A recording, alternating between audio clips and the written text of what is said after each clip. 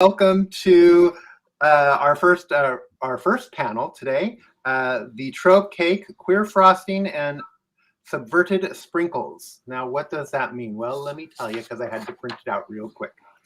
So we're going to, this is a conversation about creating queer stories and avoiding common tropes. Not all tropes are bad, though, but learning when and how to use them in writing is important.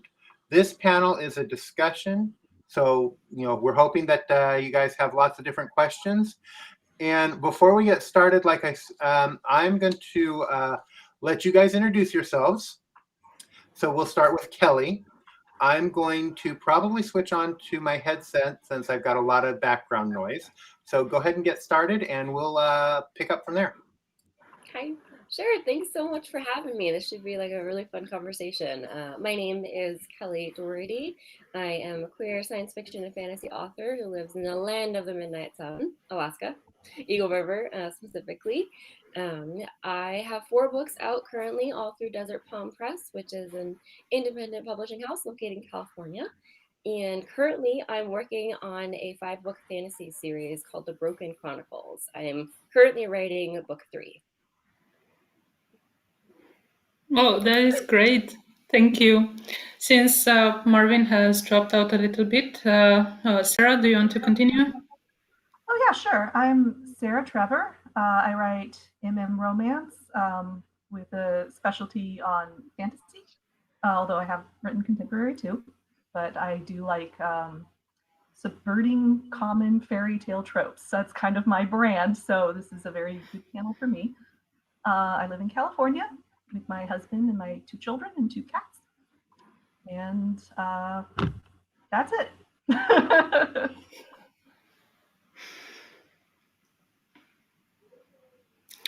Well, I guess it's my turn. Marvin, you're muted, by the way. Hi. Well, hello, everyone. I am Ava. I write science fiction and fantasy mostly, although I did dabble in a little bit of romance. But we will speak about romance further on later tonight when it will be dark out here. And here is Romania. I'm in Bucharest right now. The sun is setting, which means very, very soon the creatures of the night will roam the lands. And I am really interested in speaking about tropes and see how we can subvert them. Great. That is wonderful. Thank you guys for introducing yourselves. And I want to apologize to everybody out there who are viewing us right now. As I mentioned in our opening, life happens, and my neighbor decided that this morning, right now, is a perfect time to power wash their house right outside my window. So, hey, good for them. But it's a lot of noise, so I had to put on my headphones and my microphone. Hopefully you don't hear anything in the background. I will try and... Yeah, I don't hear anything. Okay, great. Nope, you're good. Good, because I can sure hear it, and I know it's frustrating. Anyway, so tropes, the good, the bad, and the ugly. We hate them, we love them. Readers hate them and love them. So actually, let's talk about that. Yes. I want to jump in here because I was a little confused by the definition of tropes we were using, because tropes are unavoidable. You are always writing tropes. If you write a vampire novel, you are writing the vampire trope.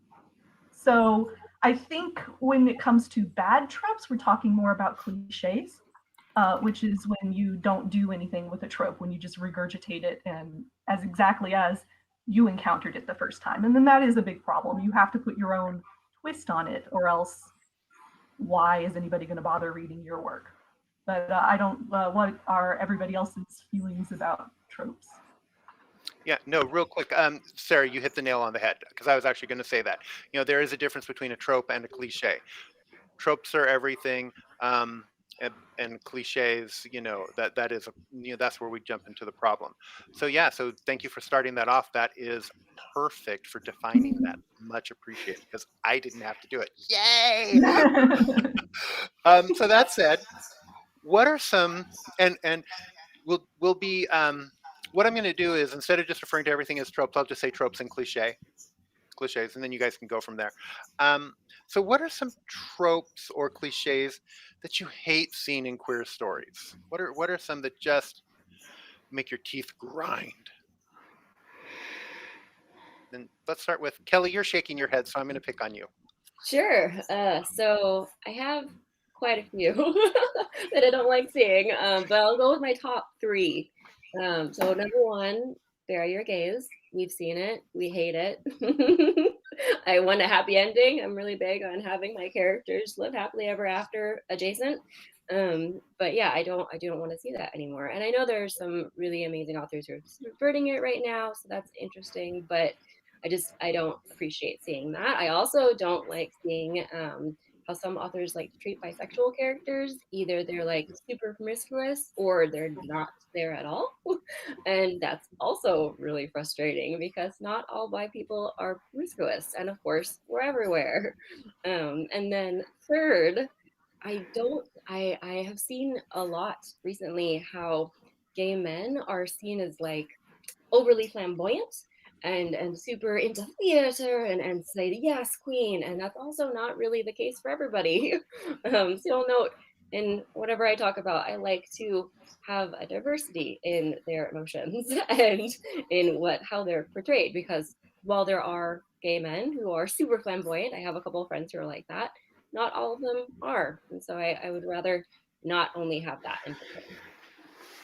Yeah, and I think that brings up an excellent point. Is where you get into the whole cliche, and I think that happens across the board. What I have noticed in some works too is I do like where they might bring in a cliche a little bit, and I'm curious how you guys feel about this. Bring in a little bit of a cliche and then kind of flip it on its head. Like you'll have a character who will appear as a cliche, and all of a sudden you realize going, okay, the author did an I gotcha. It's like you thought we were going to go with this, but in reality we're doing this, and we're pointing out the fact that this is a cliche. So I don't know. So Ava, you I'm going to pick on you next because you haven't spoken. So what are your thoughts? First, I would like to add something to the cliche. I mean, adding a little bit of cliche, let's say we're sprinkling some of it on top of a character. I think that could be fun to write or read if it's not the only characteristic of a character. Right. Yeah, so what Kellie said totally earlier, agree. everything points to building mono-dimensional characters. They are this stereotype, that stereotype. Oh, hi, Jillian. Jillian is in the chat. And basically, there can be a lot of stuff like that bothers all of us, not necessarily even in queerness, Yeah, for sure. And that also, I mean, it applies to a lot of characters. And like a trope that kind of bothers me a little bit is the very two-dimensional homophobe.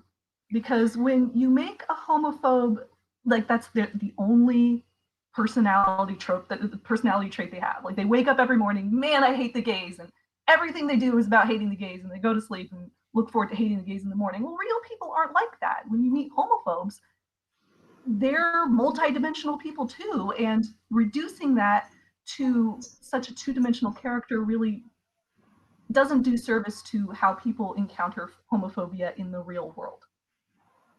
So so that's one that like, and I've written in my book Settle Down, which is a contemporary novel.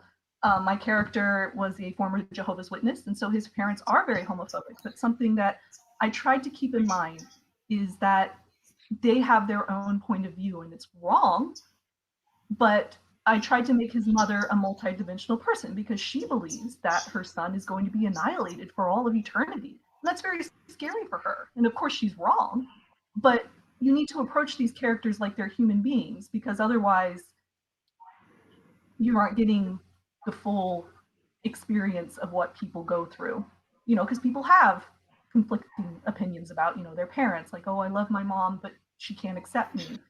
So I think when you reduce that then you aren't doing honor to what people actually encounter in real life. Yeah, and Yeah, that's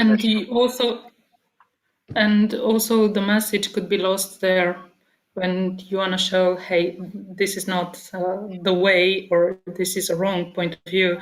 The message gets lost if it's just stripped of everything else of context. Yeah, you definitely Yes. need to have the emotion behind it as well, because they have a reason for believing how they do, and you do have to respect that. And it can be very difficult as a queer writer to put yourself in that position and argue against yourself, you know? No, for sure. But I mean, that's something like I'm a big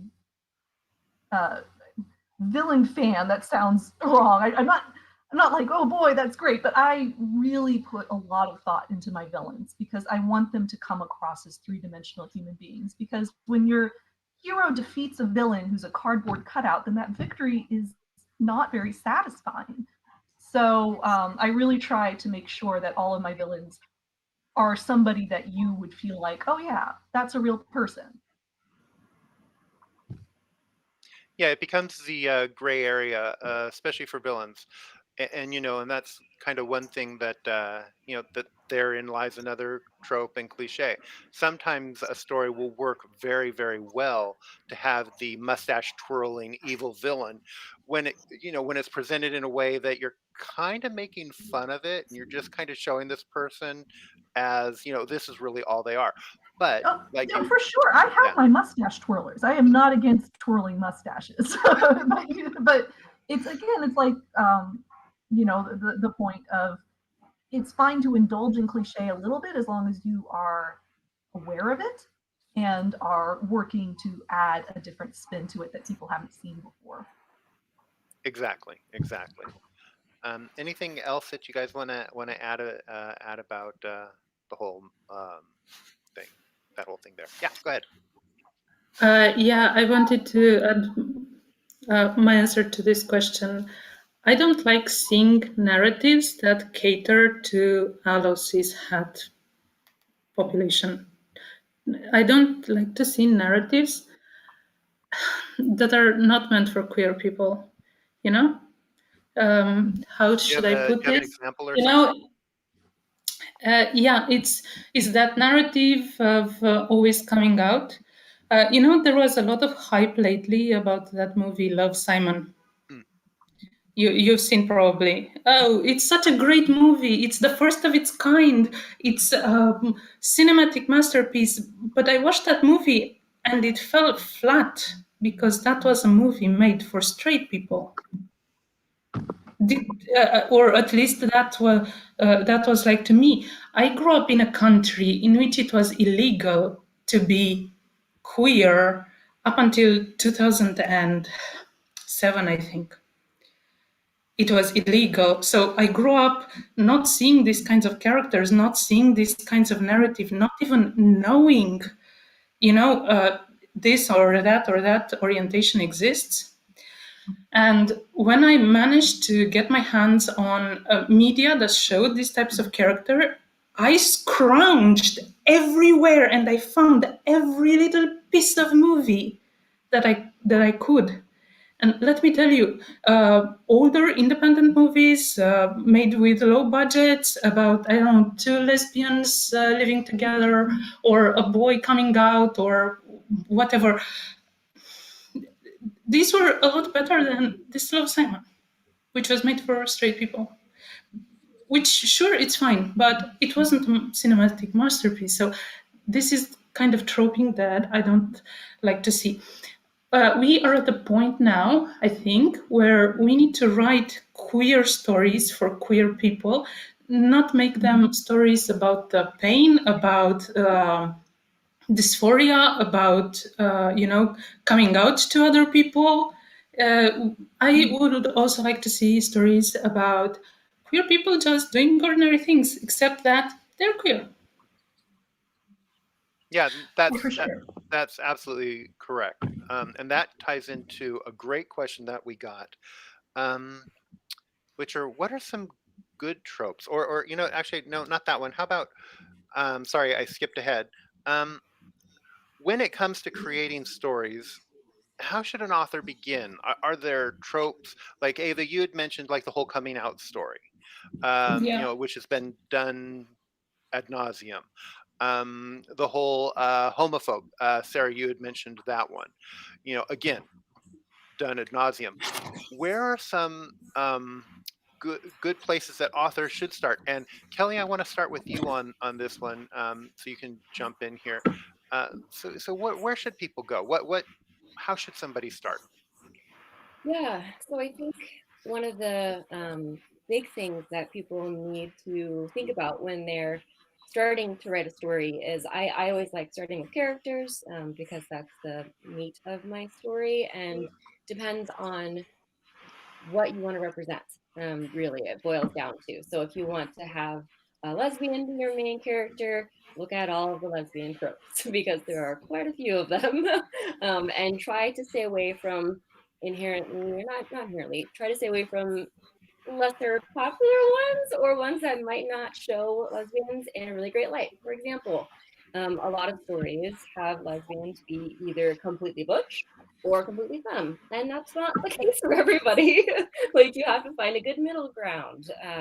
And then also, like I was telling you earlier, bisexual people are either not there or they're completely promiscuous, and that's not true either. So what I would say is figure out what kind of main character you want to have, figure out what gender identity, what sexuality you want to represent. If it's your kind of sexuality, that's great. If not, do some more research into the good tropes and also maybe some of the bad tropes so you can kind of navigate your way into utilizing them. And because tropes are good, you can actually use them to create really cool characters, but you have to use them thoughtfully and respectfully. So that's where I would start. Yeah, Sera, let's pick on you next. Okay. Well, it's the same question. Oh yeah. Oh, or- I'm sorry. Same. Okay. Yeah. Same question.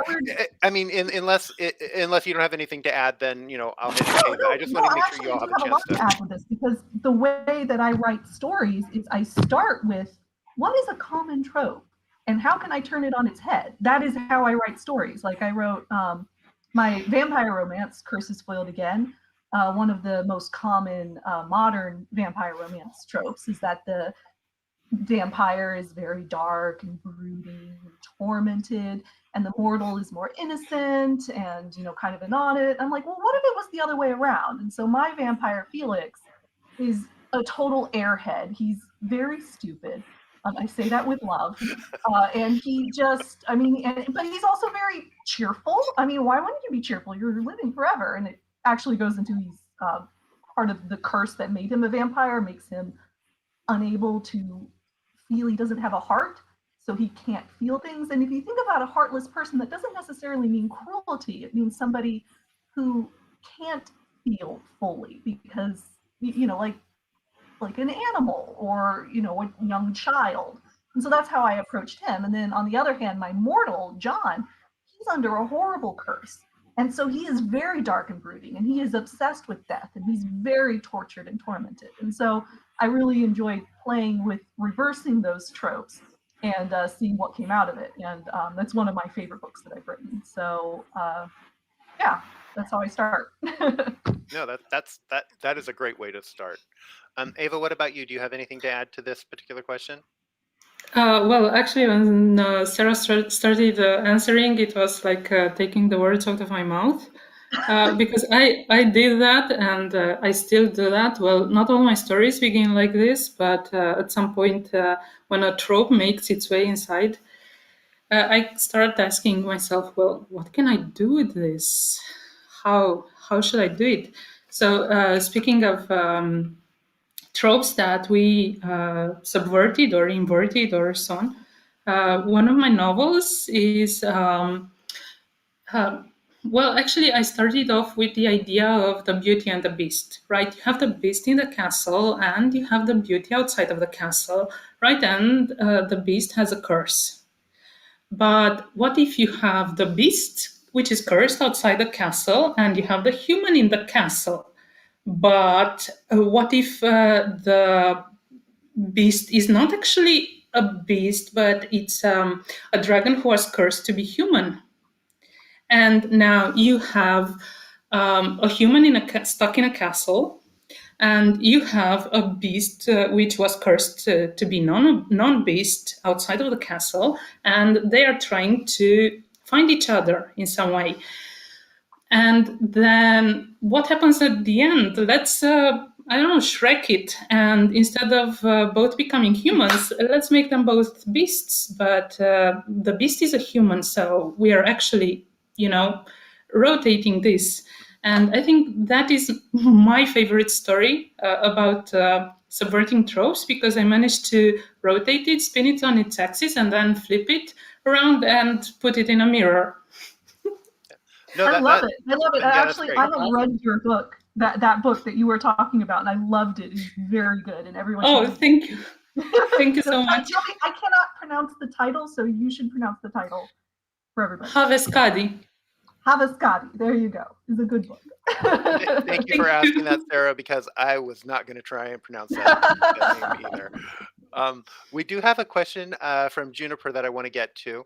Their question is, I have a question regarding tropes and cliches and stereotypes, archetypes, stereotypes. It's a bit confusing. Where are the differences, and where do all these align? Okay, I have an answer.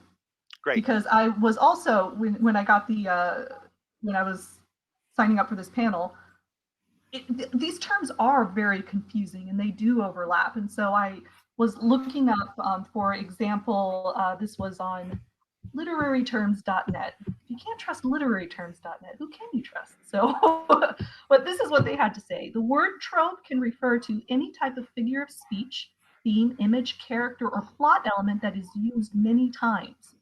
Any kind of literary device or any specific example can be a trope. So basically, if you've seen it before, it's a trope. So archetypes can be tropes, and everybody knows the hero of 1,000 faces, right? Which is kind of the archetype. So those archetypes are tropes. But tropes can also be like the ticking time bomb.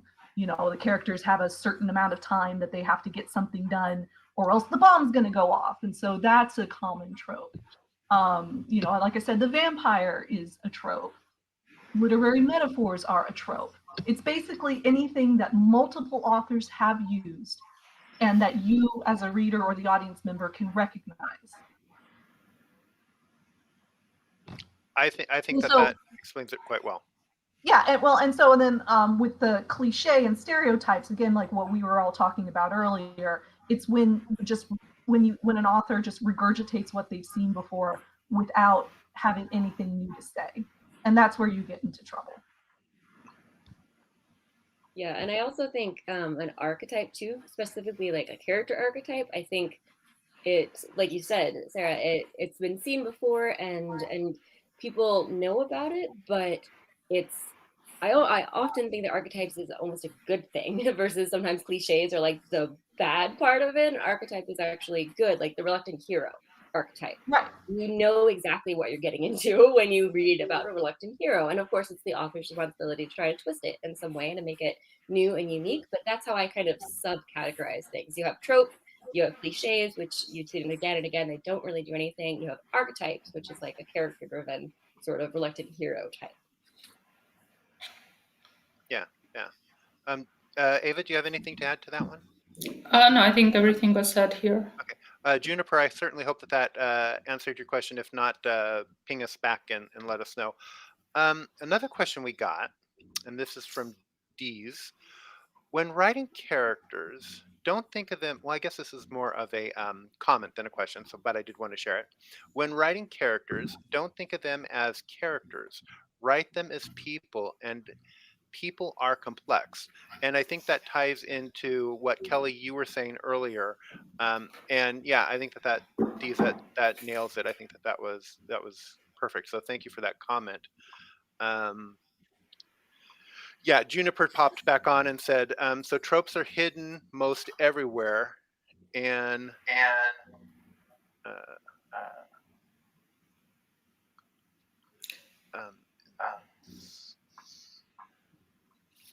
tropes are hidden everywhere, and predisposition colors much. Yeah.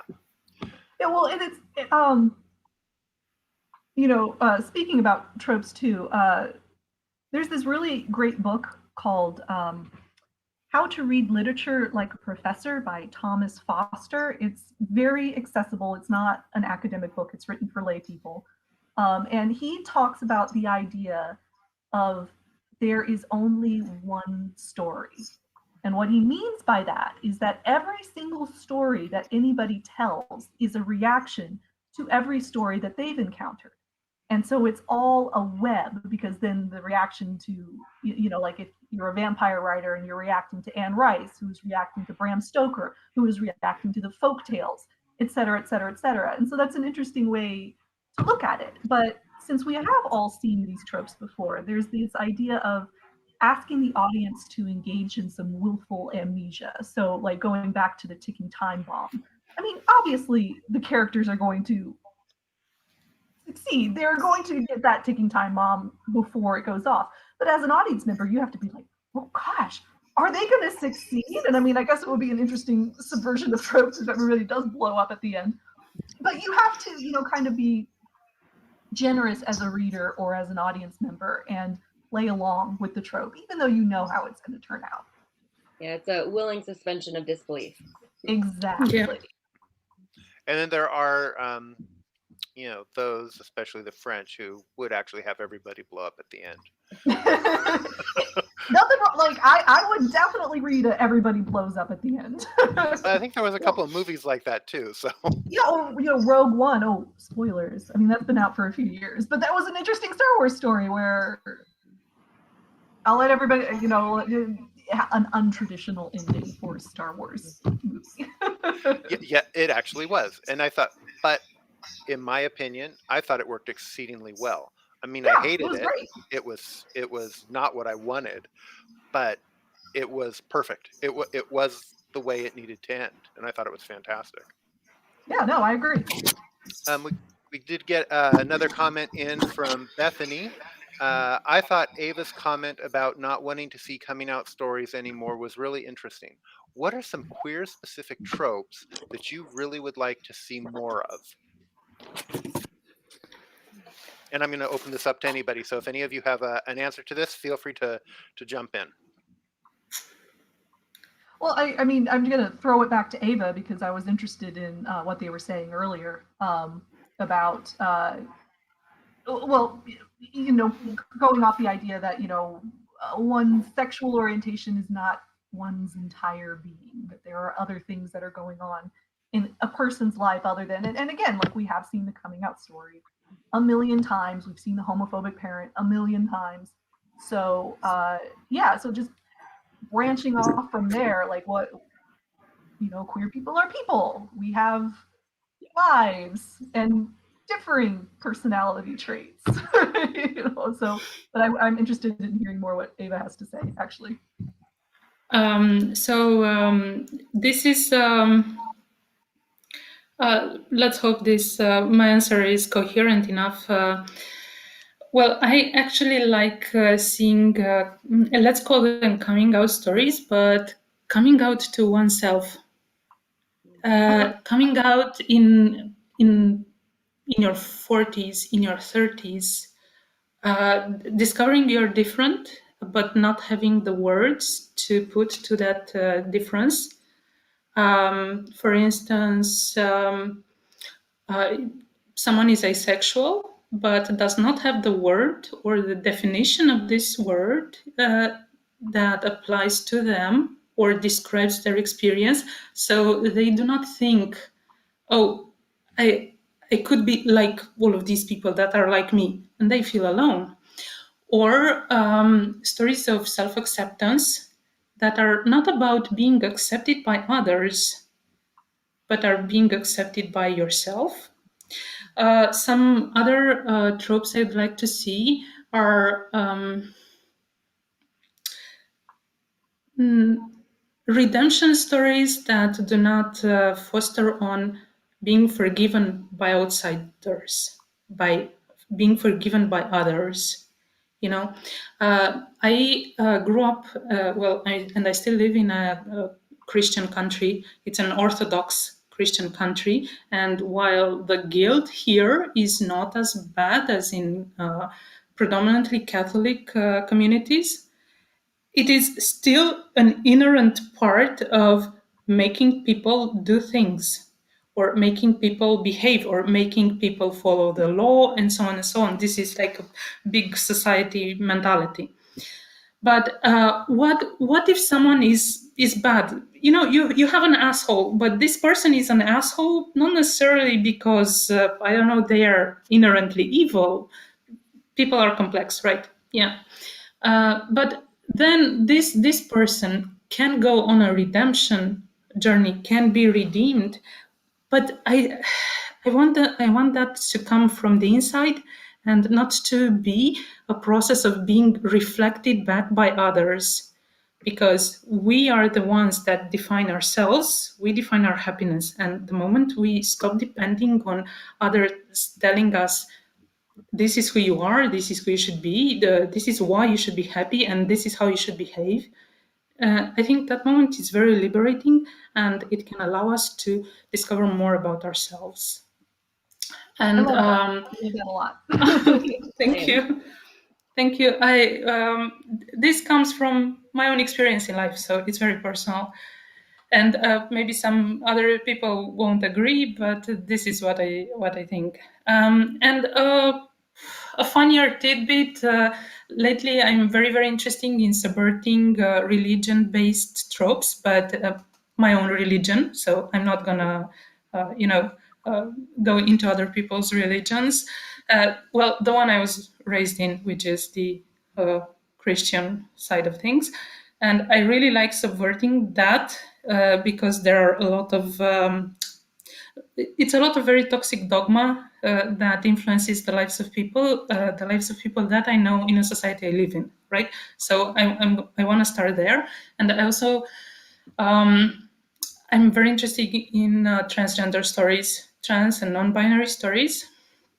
And one of the latest tropes I wrote about is coming out as a trans man to another man.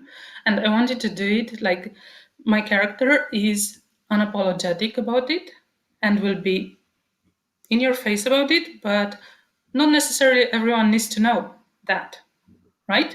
So you just tell who you want, when you want, and you don't have to come out to everyone. Not everyone is entitled to that information. And when you do it, you don't have to go, oh, I suffer so much because I'm this and this and this. No, I'm happy with who I am. And I included this trope in one of my latest stories. I can tell you all about it afterwards if you want. In the Discord server. Yeah. Because I think I spoke a little bit too much. No, that's fine. But Kellie or Sera, do any of you have anything to add? Because I really like that question. It's like, it's, when we talk about tropes, it's like, again, they're not all bad. So, what really, what are more tropes? What are good tropes, and what are tropes that we want to see more of?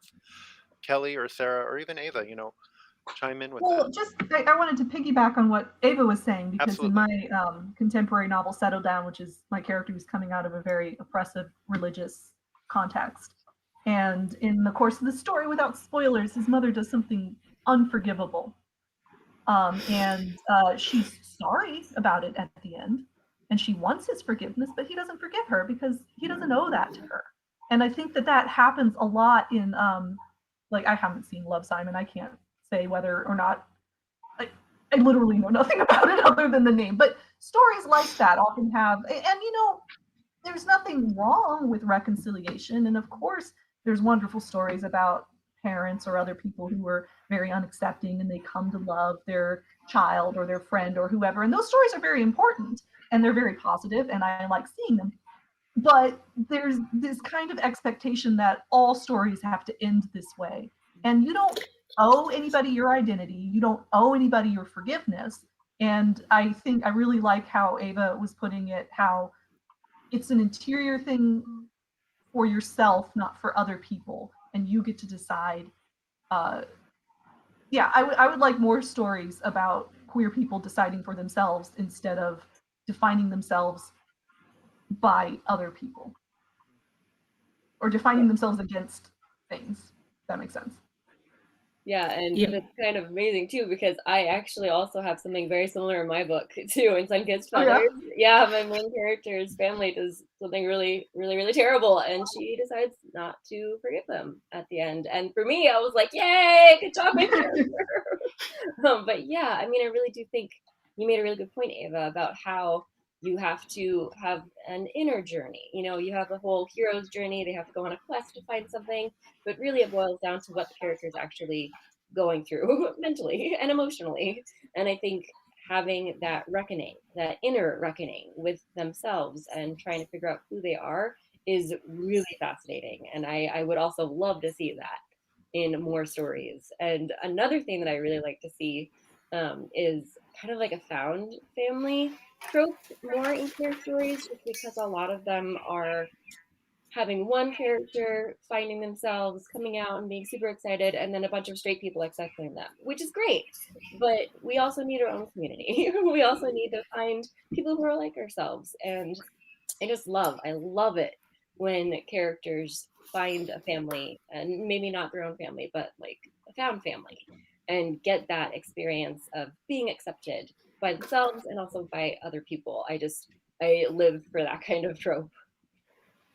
Yeah, and I think that that's a really good point as well. And Edie brings up a point, and they also agree, saying that seems like a really important point to keep in mind as a writer. Who defines the resolution? And again, like we've all said, or you've all said, it's not about forgiving the other person or the other group or whatever, but it's about realizing that you hold that power. You hold all the cards. They no longer have that power over you. They don't hold those cards anymore. And I think that's really powerful, because again, it brings all the power back to the individual, because we spend so much time, or characters or people just in general spend so much time giving away all of our power to everybody else, to make us feel good, to make us this, to make us that. And once you realize that you don't have to do that, you pull that power back to yourself. That's a great journey, and that can make for a really interesting story. And I think that there are some books out there that do this, and seeing more of that I think would be amazing. Question for give me 1 second, Ava. Kellie, what is your book called? Somebody is asking in the chat.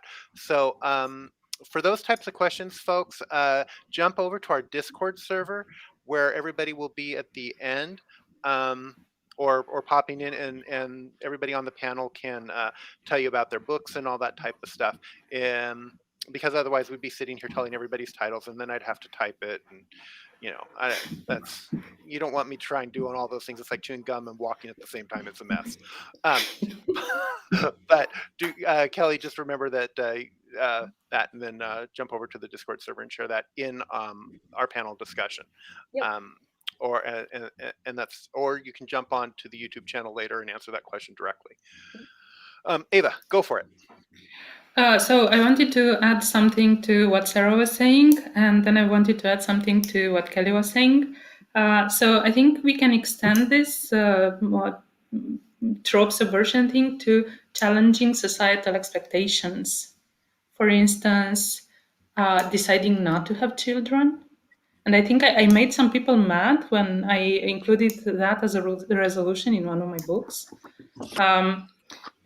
I don't know. There's always this. There are societal expectations that I don't know. Sometimes they don't fit for us. Sometimes they do. I mean, there's a lot of people who want to have children, but there are also people who don't.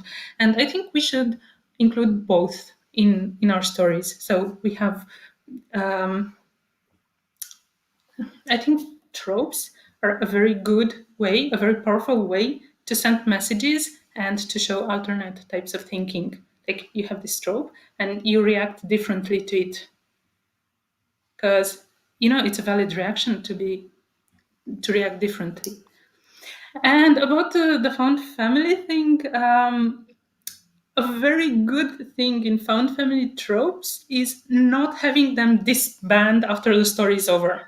Yes. Yes. Because that I've seen that in so much mainstream media, and it's mind blowing. You people went through trauma together, through an adventure. You were happy, you were sad, you created bonds, and how can you just break those bonds? It's unimaginable. You know, real people do not forget this easily. Yeah, that's a For great sure. point, Ava. I think you hit the nail on the head on that. It's one of the things that kind of drives me nuts when you watch a movie or read a story, and all of a sudden at the very end, everybody goes off in their own directions. And you're like, what? Why? How? You know, come on, be real. I actually seen this subverted. I think 2 or 3 times. I mean, I've seen it in more than one place. But people get together, they go through an adventure, they disband, and 5 minutes later they come back because they realize it was the wrong decision. So I think, for instance, that is a good way to subvert the trope. Like, we're never talking to each other again. Let's just go. This happened in a show I like, Leverage. Anyway, so they come back and they keep coming back until they realize, hey, we shouldn't have left at all in the beginning because we are already connected. You know.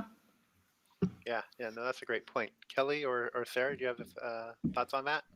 Yeah, one No, I one agree. story, For sure. I completely agree. Like seriously, Ava, that's a really good point. One story I feel like that does this really, really well is Becky Chambers' The Wayfarer series. First book is The Long Way to a Small Angry Planet, I think it was called. It's a couple years old now, but her characters are found family, and they do come together and they have a really amazing adventure, and it's super, super fun. And at the end they actually stay together and I was so excited. And then the next book is another set of characters that are connected to that one set of characters, and then the third book and the fourth book, they're all interconnected in some way, and the one really big found family. And it was just so happy for myself to read. I was so excited about it. That is cool. So tying into kind of what we've been talking about, I want to get to this question because it ties in perfectly here. There are so many queer stories. So what do you guys look for in queer stories? I mean, what we've talked about it a little bit. So let's start with Sarah. What do you look for in queer stories? I mean, that's a hard question because it's, they're kind of the same things that you look for in any story. But I do like,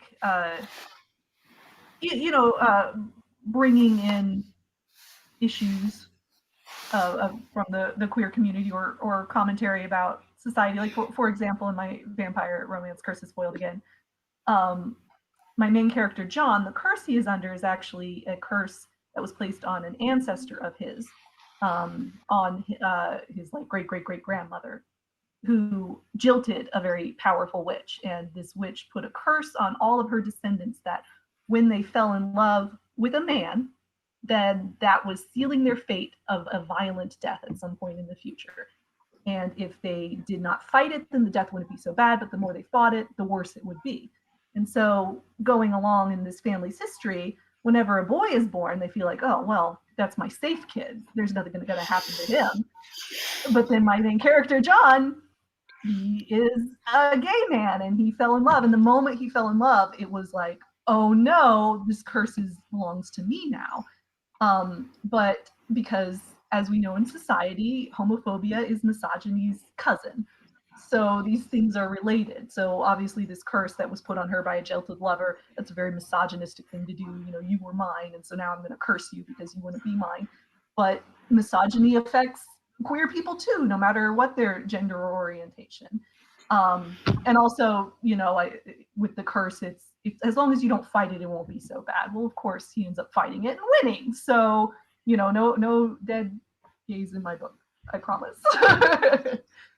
But yeah, so, just like tying that stuff into tropes that you would see in any of the stories, but putting a little spin on it. Great. Kellie, what about you? Yeah, for me, it is kind of a hard question, only because Sarah's right. Like I look for the same things that I would in non-queer stories that I would in queer stories. Like I want a really good action story, and I want a dash of romance, and I want a really cool setting. You know, I want all of those things. But for queer work specifically, if they're saying that the characters or the adventure is queer in some way, I do want to see that.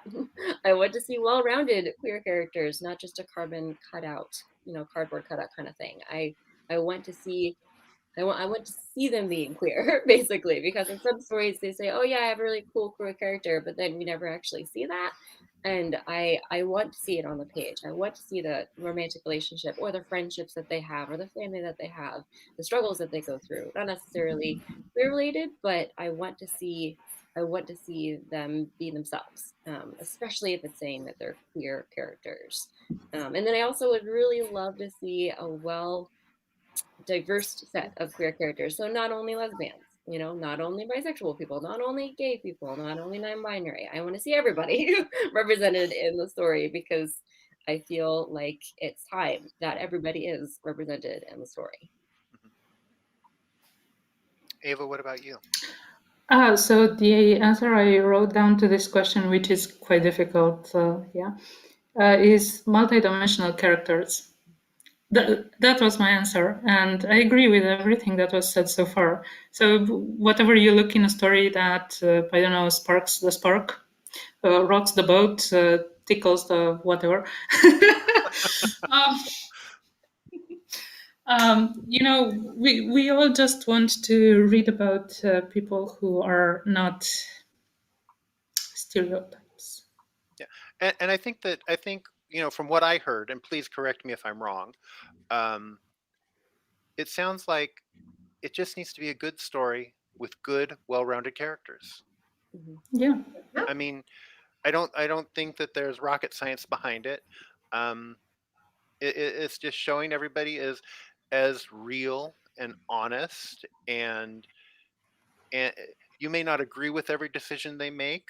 You may not even like them as a character, but to at least feel that you know them, and that they aren't just, you know, the flat mustache twirling villain, or the Mary Jane, or the, you know, or whatever the male equivalent is. I always forget what that one's called, but you know, that, you know, all those types of things.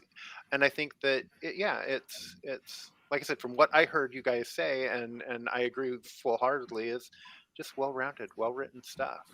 And I think that that's really important.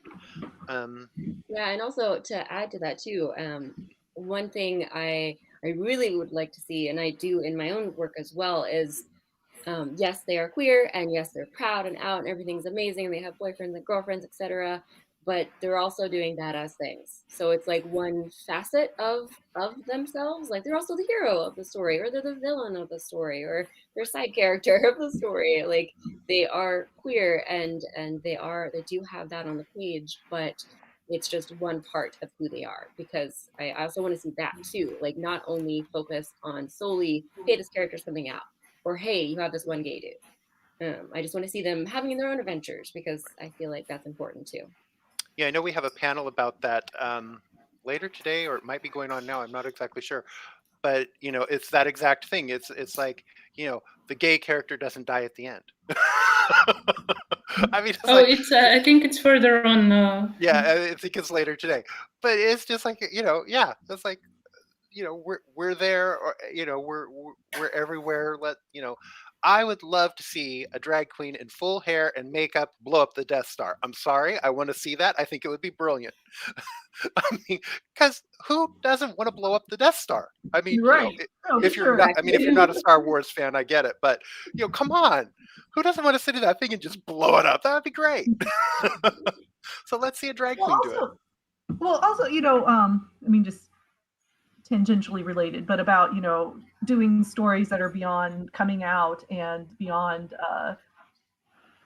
torment or whatever. I mean, part of the reason why I enjoy writing fantasy is because I can write a world where that is not an issue. Same. Like, for example, I always wanted to write a Regency romance novel, and you can definitely write a gay Regency romance novel that takes place in the real world, because that's another thing, you know, people are like, oh, gay was invented in the 20th century. No, there have always been people who have had queer relationships. So you can definitely do that. And I've read some really good books that stick close to reality while still being a queer story. But that wasn't really what I was interested in doing. So I wrote a fantasy story in which that was not an issue. So it was very similar to Regency England, but it was the homophobia didn't exist because queer people were out and it wasn't a problem. So I like seeing that too. I mean, it's kind of cheating, but it removes having to deal with all of that baggage. I don't think it is cheating, though. I'm gonna disagree with you there, because I think that it shows the world as it could be and as it should be. Mm-hmm. We shouldn't have these issues, and to show a world where these aren't issues, that gives us a mirror into the society we should be striving to have. So, I mean, I like I said, I don't necessarily think it's cheating. I just think that you're taking it and saying, look, everybody, this is the world we should have. Look, here it is, right here. All this other BS doesn't matter. Mm-hmm. Let these people be crappy people or good people for other reasons, not because of X, Y, and Z. So I think I love that idea. Great. So we've got about 8 minutes. So I want to give each of you a chance to plug your books, plug your website, and then any final thoughts. So let's see. Kellie, you're in the upper corner, so I'm going to go with you. Sure. Yeah. So you can find my work on my website, kelliedoherty.com. That's where I house all the things. You can also go to Desert Palm Press, which is my publisher. My fantasy series that just came out in 2019. The first book is Sun-Kissed Feathers and Severed Ties. And the second book is, oh, good God, Curling Vines and Crimson Trades. There we go. I know my books. Working on book 3 right now. I also have science fiction duology, Finding Hecate and Losing Hold. Again, all that information is at kelliedoherty.com. You can also find me on Twitter and Facebook and Instagram. I'm always up for a good conversation. Excellent. Sera? You can find me at www.seratrevor.com, and that's SERA, not the more traditional spelling, or on Amazon, as Amazon's the demon, but we do all work with Amazon. We all gotta go on there, man. Most of my books are on Kindle Unlimited, so you can check it out. My vampire book, though, you need to buy at 9 Star, which is my publisher for that book. I have not been super. I kind of took 2020 off because I'm sure many people can relate to being burnt out in that year or continuing, but I am writing and I will have something probably within the next 6 months, but I'm not going to say any more than that because I don't want to make promises, but I will be back. I have not given up. Wonderful. And Ava, what about you? What do you got for us? Well, you can find me at avakellyfiction.com. This year is going to have some surprises. The first of which is I'm not sure if I'm how much I'm allowed to tease about it right now because we are preparing this surprise for everyone. It's actually it's about stories that present a different type of happiness that subvert tropes, societal expectations, and offer us a little bit of an incursion in Romanian culture, which is me. So if you want to know more about that, you can follow me on Twitter, or you can follow Avas Arts on Twitter and see our first teaser there with some wonderful portraits. I think no, that is awesome. Well, guys, okay, so thank you all so much. This has been personally for me, I found it very helpful because I love talking about tropes and cliches and everything that we talked about was like right up my alley. So I was very excited. So, and to have you all here and to hear about your books and everything like that, that is amazing. Of course, now my must-read list has just gotten like a bazillion times higher. So thank you for that, everybody. Otherwise, I think I do want to thank you all again for being here, taking the time out of your day. For folks who are watching us, remember you can jump over to the Discord server in a couple of minutes. Where are you guys going to be over on the Discord server to answer some questions? Yeah. Great. I know. Yeah, same. But I have a panel now, and I will be there after this panel. Okay. So with this, I have to run to my panel. I'm sorry for leaving early, but thank you for having me and for this wonderful discussion. No, thank you for being here, Ava. We appreciate it. And really, this is going to pretty much wrap it up for us, unless you guys have any final thoughts or anything like that. Did you want to close out with? No, just thanks for the great discussion. Yeah. And we got some people jumping in on the chat saying, thank you, great points, great conversations, this was great. So, it's not just me saying it, it's the viewers saying it too.